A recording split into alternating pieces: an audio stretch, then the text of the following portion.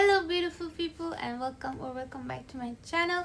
In today's video I want to talk about 5 tips that I think anyone can use to learn languages really fast, coming from someone who did learn languages fast. Disclaimer, when I say fast, I mean fast compared to the usual guidelines that you see for improving into each level. And also results may vary. I'm not saying if you do this you will definitely do them, but I'm just saying these are things I used and I got results faster. Okay, let's get into it. Number 1, use multiple resources. Use as many resources as possible.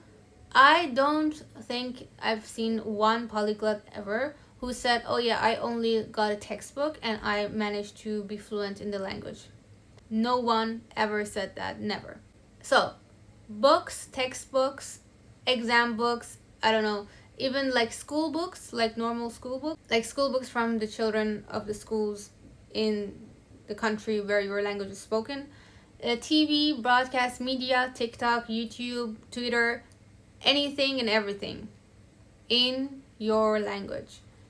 As many resources as possible. Obviously magazines, blogs, whatever you can think of in your language, poems, music, obviously music, whenever, wherever you can use that, and be as diverse with your media input as possible. So when you have a lot of input, what does that mean?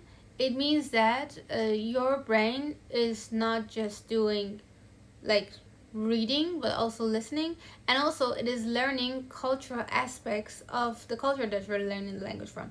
Because I'm a huge believer in, if you are learning a language, don't just learn some words to say, because that has no point. Like, what is the point of learning a language if you don't know anything about the culture of the language that you're learning? So when you interact with the media of a country, you're also getting closer to the people, to the traditions, and to the cultures. That's why I also do suggest school books, like for children, because number 1, we all remember that there is some stories from when we were young, from our school books, that are still spoken in our circles of our own people. So when you read also those school books at least once, you also have like a similar background. You know, like for example, for Germans, Abitur is like a really important thing for a lot of Germans. And I get that, because Concours is also a really important topic for a lot of Iranians. So point being, when you know how the German school system works and how some kids go to gymnasium, some don't, why they do, what's like the difference between Ausbildung and then going to do like in university, you know, when you learn all of these things and what they mean culturally, but also what they mean actually, and like what is an abifaya, or what is like these cultural aspects of the language, it really helps to connect with the people, because at the end of the day your goal is to connect with the people, and the people are not just their language, they're also definitely their culture. So I just think diversifying your media input really helps you to also have more culture that you can interact with.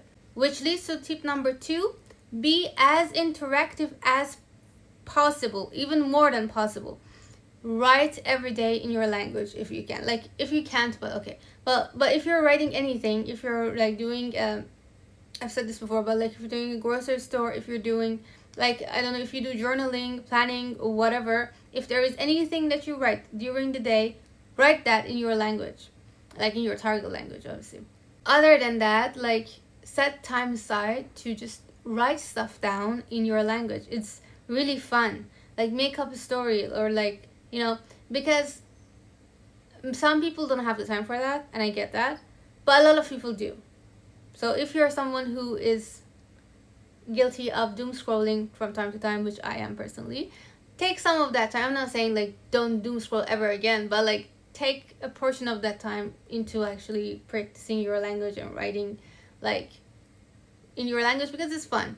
Pick a theme and a topic you're interested in, and give yourself as much time as you want, and then write about, I don't know, 300, 500 words, as much as you are comfortable and as much as is in your level, and then go back in your writing and then fix it, and then go back and then fix it. Substitute some stuff that you feel are unnatural for some things that you feel is natural, and then again and again revise and repeat, and it really helps. Also speaking, Talking to yourself, if that's something you do. Talking to your head voice, if you have a head voice, because some people said that some people don't have an inner monologue. That was interesting. But like, if you have, because I think most people do, trying to speak to yourself in that voice, or just going in front of a mirror, maybe you're practicing, or the best thing ever, to record yourself and then look back at it and then listen back to it and then go again, do it again, rinse and repeat.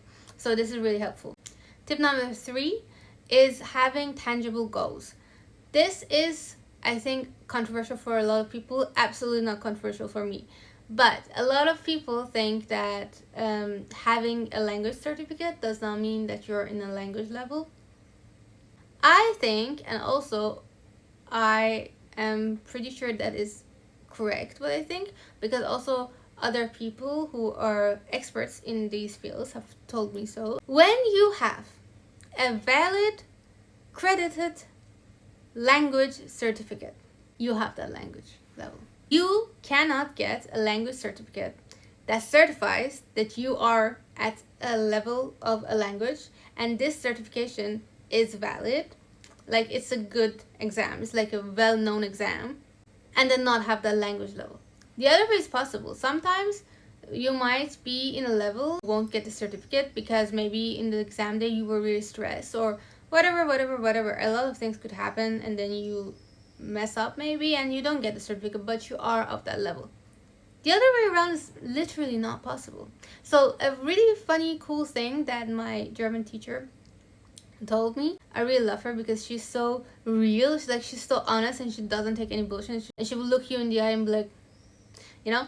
But anyways, so she said, anyone who has an external C1 definitely has an internal C1. So basically what she means is, if you are getting a C1 certificate and if you're talking at a C1 level, blah blah blah, that leads to you getting a C1 certificate, you are already C1 inside. There's no point in doubting yourself. This is really helpful if you're like me and if you doubt yourself 24/7. It's really good to know that experts understand that if you are getting a language certificate that is also accredited, then you are of that level. Don't doubt yourself. Do not doubt yourself. 4 is kind of related to number 3, but have a reward system.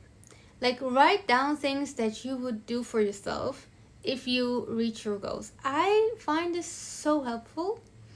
And like, for me, if I get my French certificate, I will get myself a MacBook for my music production stuff.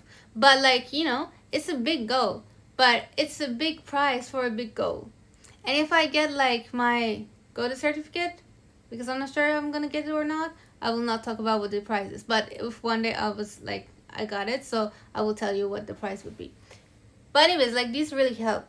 Also, I think personally, having a small goals to achieve is so much better than having big goals. And this is not just about language, this is about everything. It really motivates you in anything and everything, especially because when you understand that our brain works with a dopamine reward system, if you reward yourself, you will get more dopamine. If you get more dopamine, you will do it more, you know? So sometimes language learning can be really like exhausting on you and a lot of pressure, especially if you have tangible goals, for example, getting like certificates or whatever.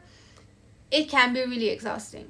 It's important, if you're working hard, to also play as hard. So if you are putting a lot of effort and putting yourself under a lot of pressure, because let's be honest, it doesn't come easy. Even if it looks easy, you know that it's not easy. You have to reward yourself. A reward that matches the amount of effort mentally and physically that you put in, you know? So I think having a good reward system is very important. Taking into consideration every small success and every small step really helps if you are someone like me who tends to just ignore their achievements and then magnify whatever they did wrong. So if you're that kind of person, don't be, first of all. But I know it doesn't help to say that. So having a reward system really helps to keep yourself in check, because you're like, oh my god, I can get this reward, you know, which means I did something really good. So that's a good idea. Last but not least, which is kind of related to number 4, have as much fun as possible. So basically, what I like to do is that, so when I was a kid, my mom had a saying, and she would say, any money you spend on books is not wasted money. No? So like you could waste money on buying clothes, you could waste money on buying toys, but you could never waste money on buying books. You know? Genius statement. I use that. Any time you waste with your target language is not wasted time.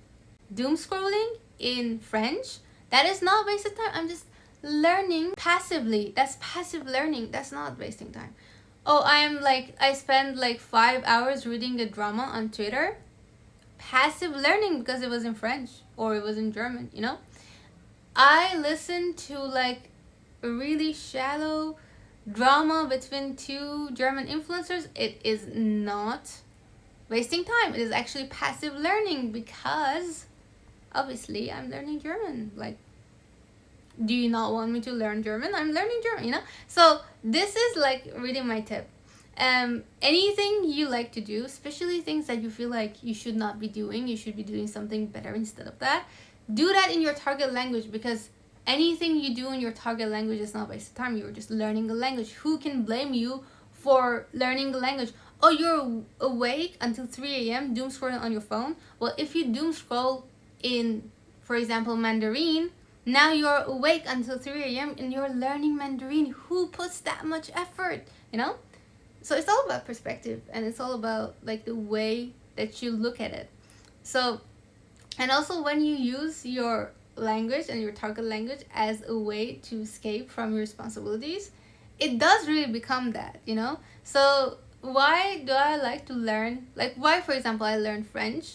Why did I decide to learn French? Because German was getting really hard, and also university was getting really hard, and I had so many projects and so many exams, and I was like, well, maybe I'm not doing anything that I'm supposed to be, but I'm learning something new, so that's something, right? That is something there, you know? So I think it's really fun and also really important to run away from responsibilities with your target language. And also, like, always remember, any time you waste in your target language is not wasted time. You're just passive learning. That's it. So that was it for this video. Thank you for watching as always, and see you tomorrow. Love you. Bye bye.